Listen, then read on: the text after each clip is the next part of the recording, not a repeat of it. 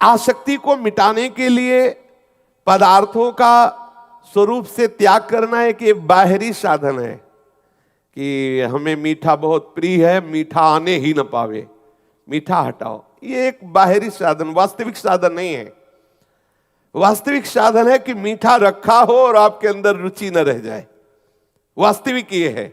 कब लगेगा? जब उससे ज्यादा मीठा कुछ लगने लगेगा, उससे ज्यादा कुछ मीठा लगेगा। तो सबसे मीठा है प्रभु का नाम। आप खूब नाम जप कीजिए, सच्ची मानिए एक दिन देखिएगा कि चाहे जितने मीठे पदार्थ रखे हो आपकी रुचि ही नहीं रहेगी, इच्छा ही नहीं रह जाएगी। ऐसे ही सारे इंद्रियों के भोग हैं।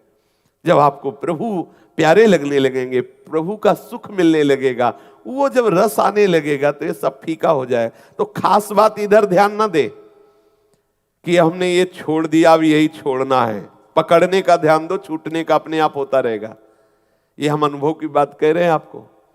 छोड़ने के ध्यान में हमें बहुत घाटा होता है। जैसे हम सोच रहे हैं कि हमें ये मीठा छोड़ना है, तो चिंतन मीठा का हो रहा है, महत्व मीठा का है और रस मीठा का है। छोड़ना बहुत कठिन है। क्या करें? उस विषय को ही छोड़ दो। वो छूटे ना छूटे उससे छोड़ो, इधर पकड़ो। बहुत मीठा है, बहुत महिमामय है। और इधर जब पकड़ोगे ना तो उधर का चिंतन छूटेगा, उधर का चिंतन छूटेगा, इधर का रस बढ़ेगा, वो अपने आप छूट जाएगा। उसकी तुम चिंता मत करो। छोड़ने की चिंता में चिंतित मत हो, क्योंकि वो समय वर्तमान का नष्ट हो रहा है। जैसे आप किसी भी विषय के छोड़ने में बहुत चिंतित हो रहे हैं, तो उस विषय का महत्व है, उस विषय का चिंतन है, इसलिए बहुत कठिन होगा छोड़ना। क्या करें? बिल्कुल फ्री हो जाओ। आप चिंतन को, उस चिंतन को प्रभु के नाम में लगाओ, प्रभु के रूप में लगाओ। और ये सत्य है, ये सत्य चिंतन आपके उस असत चिंतन को अपने आप नष्ट कर देगा। ये हम अपने हृदय की प्रक्रिया को कह रहे हैं। इसी प्रक्रिया से निर्विषय हुआ जाता है। हम जिस विषय को छोड़ना चाहते हैं उसी को गाढ़ चिंतन कर रहे हैं, वर्तमान हम नष्ट कर रहे हो, सोच रहे हैं उस पर विजय प्राप्त कर लेंगे। असंभव। अगर उस विषय को छोड़ना है तो पहले उसे गौर करो और मुख्य चिंतन लाओ भगवदाकार वृत्ति करने के लिए। जे ही भगवत चिंतन में, जैसे हमें आगे कदम बढ़ाना है, हम आगे वाले कदम को सुदृढ़ता पूर्वक ना रखें और पीछे वाले को उठा दे तो क्या होगा? गिर जाएंगे। तो हमें पीछे वाले को उठाने के पहले आगे वाले को जमाना है, और आगे वाला जमा दो, पीछे वाला उठा दो, कोई फर्क नहीं पड़ेगा, आप गिरोगे नहीं। आगे जमाना है नाम रूप लीलाधाम परमात्मा चिंतन में। इसकी परवाह न करो, एक झटके में पूरा विश्व का वैभव आपके हृदय से राग रहित कर देगा। पूरे विश्व के वैभव के राग रहित करने की सामर्थ्य भगवत चरणारविंद में है। बिल्कुल चिंता मत करो। यहां हमारे पास विवेक है, बहुत छोटी कैंची, धीरे धीरे हम कहां तक ऐसे सूत्र काटेंगे। और प्रभु के पास कृपा रूपी तलवार है, एक ही बार में पूरी सब कट जाएंगी। आप क्या करो? भगवद आश्रित होकर चिंतन पर महत्व दो। ये जो हमारे अंदर वर्तमान में विषय त्याग के चिंतन की गाढ़ वृत्ति आती, इसमें दो दोष होते हैं। एक होता है उस विषय का महत्व, और दूसरा होता है वर्तमान में उस विषय का चिंतन। तो छोड़ोगे कब? किसके सामर्थ्य से छोड़ोगे? पहली बात उसमें महत्व बुद्धि खत्म हो, दूसरी बात भगवत चिंतन हो, तभी आप छोड़ पाओगे। अगर भगवत चिंतन नहीं, उसी का चिंतन हो रहा तो आप सोचते रहो कि छोड़ना है, आज से कसम खाते हैं गंगा जी की, यमुना जी की, और दूसरे दिन फिर वही करेंगे। क्या करें? हमें कोई कसम खाने की जरूरत नहीं, हमें खूब प्रसाद पाके नाम जपने की जरूरत है। और ठीक ना हो जाओ तो बताना, इसी बल से आगे बढ़ा जाता है।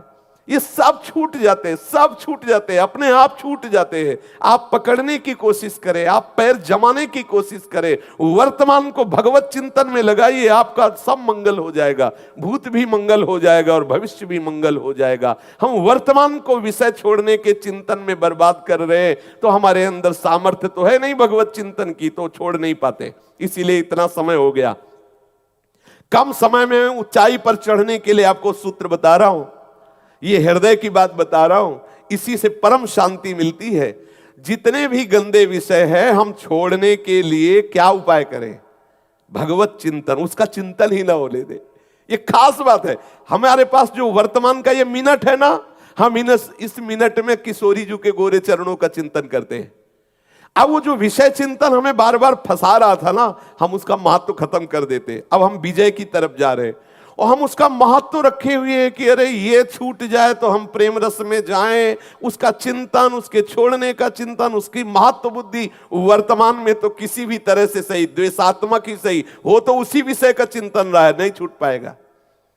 हमें भगवत चिंतन पर ध्यान देना है तो हम संग विवर्जिता रूपी स्थिति को प्राप्त कर लेंगे।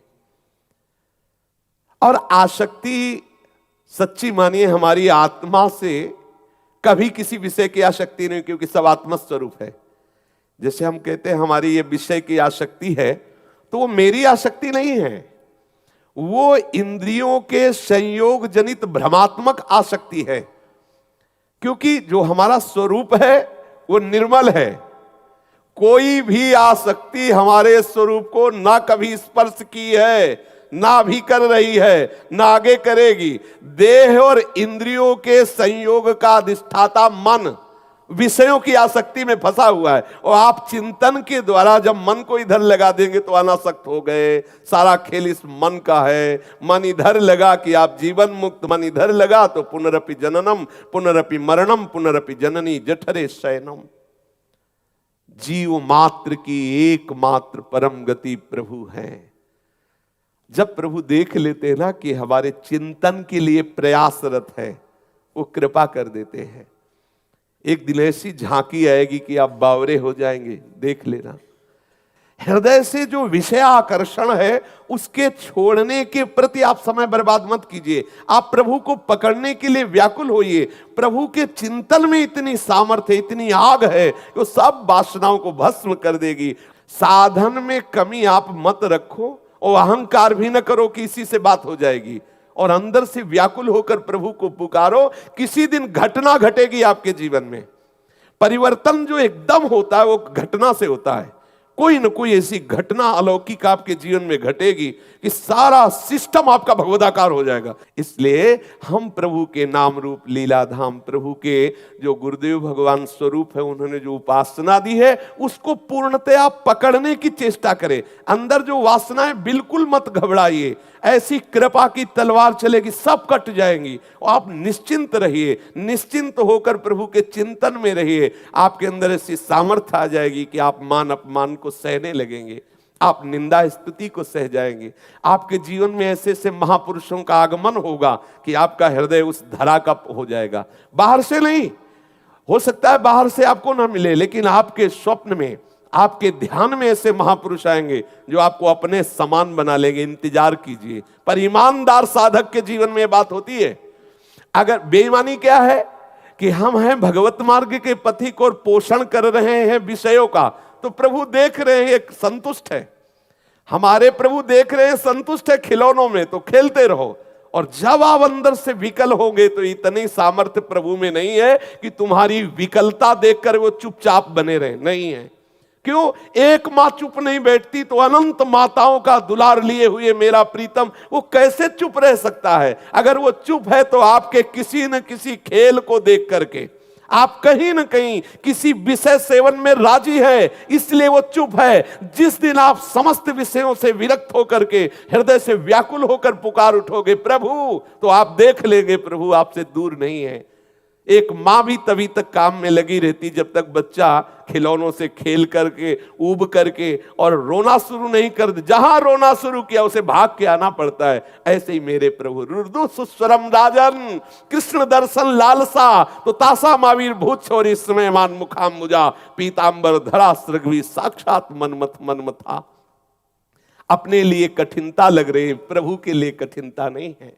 हम प्रभु के चरणों का आश्रय लेकर आज के सत्संग का सार विषय, हम विषय छोड़ने के चिंतन में ना फंसे, हम प्रभु को प्राप्त करने के चिंतन में, अखंड स्मृति के उसमें हम जोर दें, तो वो अपने आप जब हमारे स्मरण में प्रभु रहेंगे तो सब विस्मृत हो जाएगा। और अगर कुछ बचेगा भी तो कृपा सिंधु की कृपा से सब मिट जाएगा। करऊं सद्य ते साधु समाना, मैं उसे संत बनाऊंगा। जिसे प्रभु संत बना दे फिर कौन उसे बिगाड़ सकता है। भगवदाश्रित होकर निरंतर चिंतन परायण रहो। कोई भी परिस्थिति आपके चिंतन को ना रोक सके, इतने मजबूत बनो। चाहे कोई निंदा करे, चाहे कोई हमारी बड़ाई करे, चाहे कोई हमारा अपमान करे, चाहे कोई हमें सम्मान दे, हमें दोनों स्थिति में सावधान रहना है कि भगवद स्मरण ना छूटने पाए। फिर आप देख लो आप कितनी स्थिति में पहुंचते हैं, कौन सी भूमिका में पहुंचते हैं। जो भी महापुरुष आए हैं ऊंचाई पे, वो इसी स्थिति से आए। इसलिए हम सावधान रहें, अपने साथ धोखेबाजी न करें, हम सच्चे बने। हम दुष्ट हैं, नीच हैं, कामी हैं, क्रोधी हैं, प्रभु देख लो आपके हैं, आप महात्मा बन जाओगे। अपिचेस्तु दुराचारो, और प्रभु कह रहे क्षिप्रम भवति धर्मात्मा, उसे शीघ्र ही मैं धर्मात्मा बना दूंगा। इनके आश्रित हो जाओ, इनका चिंतन करो। इनके आश्रित होने में जो सुख है वो किसी और में सुख नहीं है, और आश्रय में नहीं। विश्वास मान लीजिए, बहुत कीमती मनुष्य जन्म और बहुत महिमामय पद प्रभु का आश्रय, प्रभु के निरंतर चिंतन की वृत्ति रखना।